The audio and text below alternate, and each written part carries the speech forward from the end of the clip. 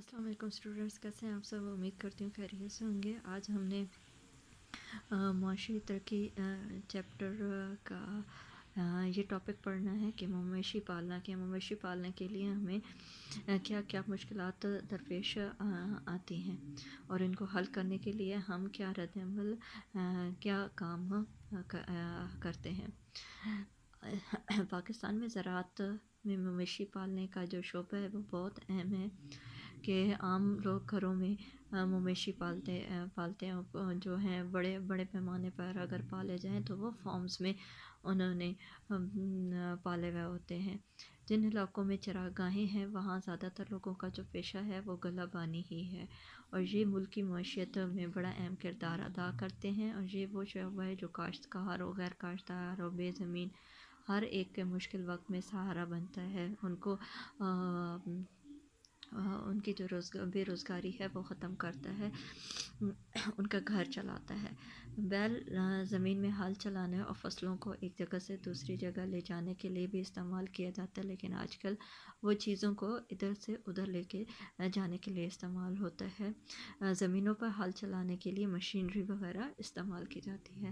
گائے، بھینس، بھیڑ، بکریاں وغیرہ پالتو جو مویشی ہیں وہ جو دودھ، مکھن، گھی اور دوسرے کھانے والی چیزیں دیتے ہیں وہ پالے جاتے ہیں، جبکہ ان کی جو کھالیں ہیں وہ چمڑے کی مصنوعات بنانے کے لیے استعمال میں آ جاتی ہیں۔ حکومت کے جو دیگر اقدامات ہیں وہ ان افزائش نسل والے جانوروں کی طرح آمد متعلقہ افراد کی تربیت ہے، لائف سٹاک اور ڈیری فارم کی درآمد پر کسٹم ڈیوٹی کا خاتمہ وغیرہ شامل ہیں۔ آگے ہے کہ ماہی گیروں کی بات ہو رہی اب کریں گے۔ ماہی گیروں کا شمار پاکستان کے قدیم ترین پیشوں میں ہوتا ہے، جبکہ ماہی گیروں ہیں جو مچھلیوں کی افزائش نسل کا جو مصنوعی طریقہ ہے وہ پاکستان کی قومی آمدنی میں اضافے اور ہماری جو خوراک کی ہے کمی ہے اس کو پورا کرنے کے لیے ماہی گیر ایک اہم کردار ادا کرتے ہیں۔ پاکستان میں 4 لاکھ سے زائد ماہی گیر ہیں اور ان کے خاندان تمام اسی ہی پیشے سے کام کر رہے ہوتے ہیں، یہ کوئی اور کام نہیں کرتے بلکہ اسی پیشے سے منسلک ہو جاتے ہیں۔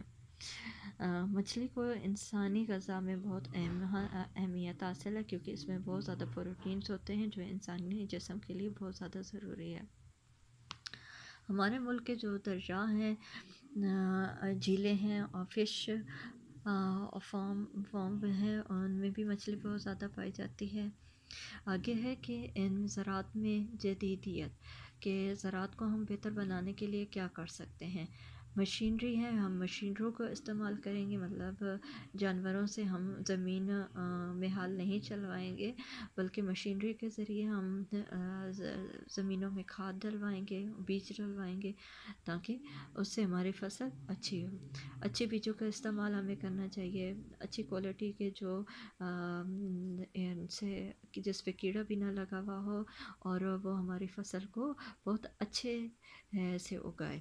کیڑے مار ادویات ہیں کہ جب کوئی آتا ہے، بیماری وغیرہ آتی ہے یا کہ کیڑوں کا سیزن آتا ہے تو کیڑے مار ادویات ملتی ہیں، وہ ہمیں اپنی فصلوں پہ سپرے کروا لینی چاہیے تاکہ ہماری فصل برباد نہ ہو، ہمارے جو کیڑے مکوڑے ہیں یہ ان فصلوں کو تباہ نہ کریں، اور اچھی کوالٹی کی ادویات کو استعمال کیا جائے۔ آبپاشی کے نظام میں بہتری کہ ہمیں اپنی آبپاشی کے نظام میں بہتری لانی چاہیے۔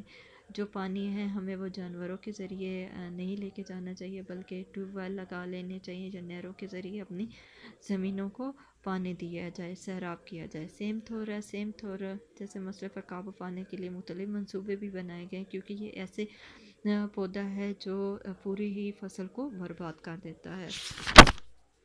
نئی سڑکیں ہیں، نئی سڑکیں بنوانی چاہیے تاکہ منڈیوں فصلوں سے لے کے منڈیوں تک فصل لانے کو میں مشکل پیش نہ آئے۔ ہماری زراعت کو جو درپیش اہم مسائل ہیں وہ کون سے ہیں؟ وہ ہے، پہلا ہے کہ زرعی مداخلت کی کمی ہے کہ زرعی شعبے کے جو ہمارے کسان پسماندگی کا شکار ہو جاتے ہیں، ان کی مالی حالت بہت خراب ہو جاتی ہے، اور جو انسان کی خوراک ہی یہی روزگار ہو اگر یہی ختم کر دیا جائے تو ان کی 2 वक्त की रोटी भी उन्हें मौसर नहीं आती। काबिल काश्त रकबा है उसका गैर मौसर इस्तेमाल है कि सरमाए की जो कमी और आपाशी की नाकामी वो सहूलतों की वजह से काबिल काश्त रकबे का बहुत कम हिस्सा इस्तेमाल में आता है, और हर साल जो ज़मीन की ज़रखेज़ी है वो बहाल रखने के लिए ज़मीन का एक बहुत बड़ा हिस्सा खाली छोड़ दिया जाता है।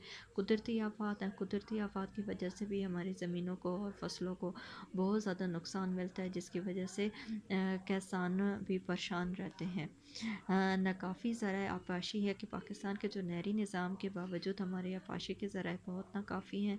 खालों खेतों में बहुत सा पानी ज़ाया हो जाता है और दरियाओं का जो बहुत सा पानी है वो समंदर की नज़र चला जाता है।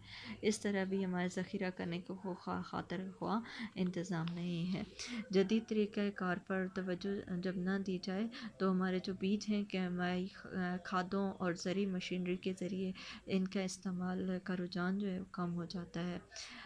ज़री कर्ज़ों की अदम दस्तयाबी है। ज़री कर्ज़ा देने वाले जो इदारे हैं उनकी कमी के बायस भी किसान कर्ज़ा जब नहीं ले सकता तो वो अपनी फसल नहीं लगा सकता, नहीं उगा सकता। इस वजह से किसान परेशान रहता है। सेमत और बहुत बड़ा हिस्सा सेमत और की वजह से काबिल काश्त नहीं हो पा रहा होता, क्योंकि सेम थोर ऐसा पौधा है कि जैसे इसे अगर ख़त्म भी कर दो तो जो फिर से उगाता है और पूरी फसल को तबाह करके रख देता है। आगे है कि अच्छे ज़राए नक़ल व अमल इसकी भी बहुत ज़्यादा ज़रूरत है ताकि हम सामान मंडियों तक आसानी से लेके जा सकें। फसलों की जो बीमारी है उसका हमें पता होना चाहिए ताकि हम बर वक्त अपनी फसलों का ख्याल करें।